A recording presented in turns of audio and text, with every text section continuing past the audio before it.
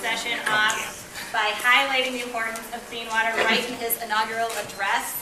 He stated clean water is essential to Vermont's quality of life, economic vitality, and more, and we agree, and I think everyone in this room came out today because we agree. So his administration is working hard on a clean water initiative, and I want to give him the opportunity to speak to us about that this morning. Thanks for being here, Governor. Hey, thank you so much, Lauren. Thanks. Thank you all.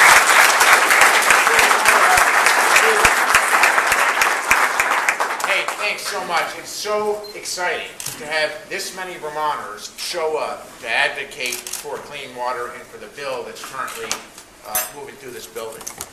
Now, I'm honored to be here with not only my team, I know you're going to hear from Secretary Ross from Ag shortly, but also I've got to say to all of you that have been working so hard in the trenches, thank you for the work that you've done. And we know we have an opportunity right now to finally turn back the extraordinary damage that we've been doing to waterways, to our most precious resources in the state. And the time is now to act. Anyone who thinks that we're not losing the battle for clean water in Vermont is simply not going to our lakes and our streams in the summertime when blue-green algae is not only making too many of our waterways places where you would never want to swim, but also making them places where you wouldn't want to sleep next to them or have a picnic next to them because they stink so bad.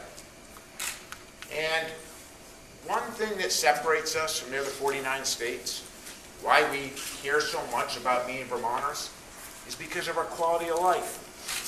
Because we believe fundamentally, regardless of party, that it's our obligation to leave our natural resources in better shape, cleaner, more pristine than the way we found them.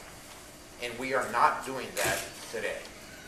So I am bound and determined as governor to not leave this session, not next session, but this session, without a bill that will, in my view, be the biggest effort yet in our state's history to make the down payment on cleaning up our waterways to ensure that future generations have a much cleaner lake than the one we have today.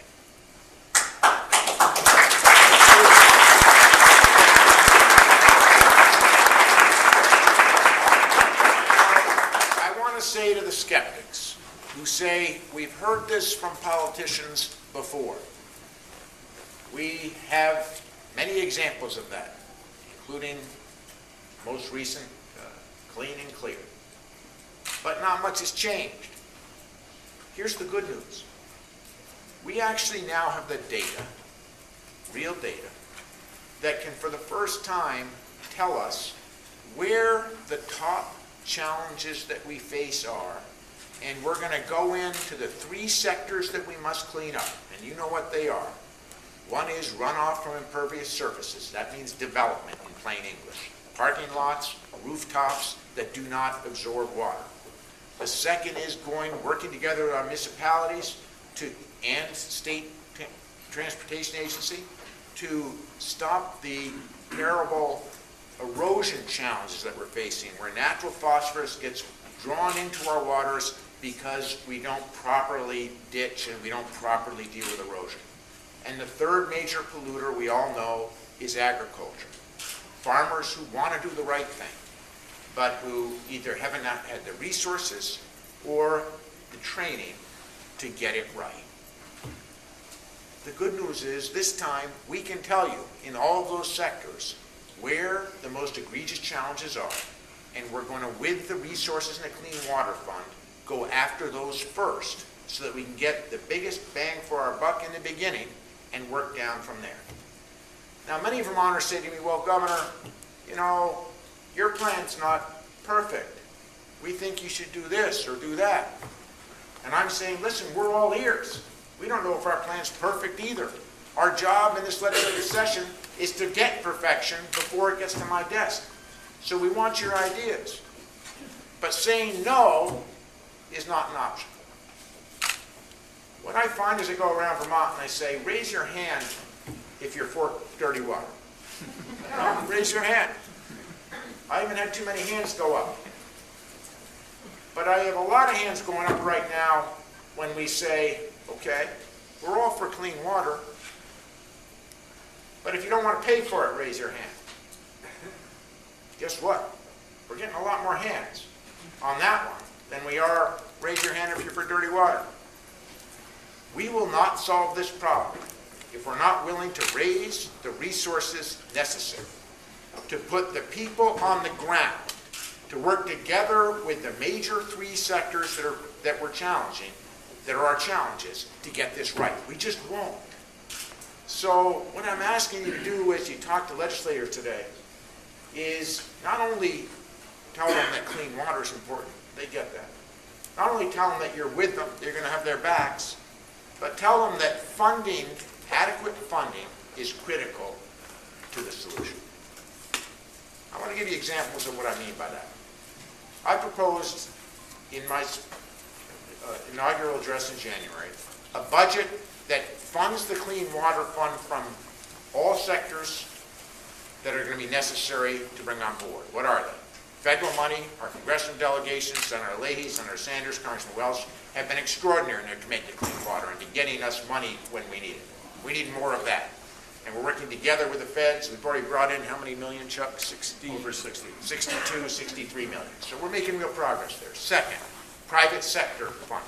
We're going to need help from the business community and from Vermonters that can afford it. I'm really excited that I was able to work together with Green Mountain to get our first $5 million commitment from one of Vermont's businesses. We've got more work to do there. But finally, all of us. And we put together a proposal that raises the money necessary to get this job done.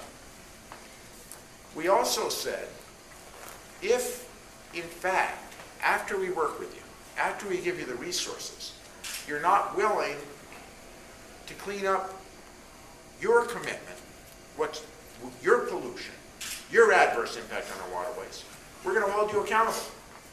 And I was a little discouraged when one of those examples, I suggested that if you are not complying with state water requirements, good practices, right practices, after we've worked with you, after we've done the training, after you're giving the resources, and you're still refusing, you shouldn't be eligible for the current use program, which is all other Vermonters helping you to pay your property taxes.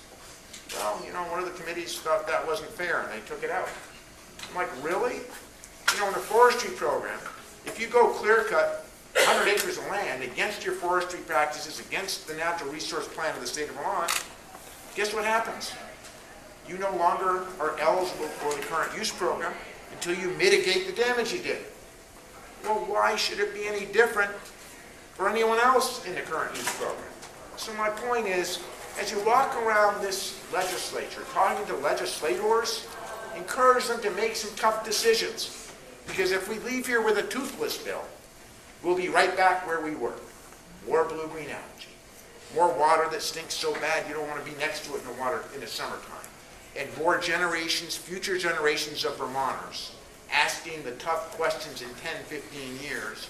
How come you all didn't have the courage, didn't have the gumption to clean this up a long time ago? This problem will not get better with time. And I just want to close by saying this. There are two ways that we're going to do this. Our way, the Vermont way, which is the bill that we put forward, or the EPA way. There is no third option. A lot of folks don't get that. In other words, we are in a negotiation with the EPA. It's a friendly one, where we've got to show them that our plan actually gets results, that we're all committed to this together as a state and a family, and if they feel that we don't come up with a plan that actually cleans up our waterways, they're going to say, we're going to do it our way. And their way makes no sense.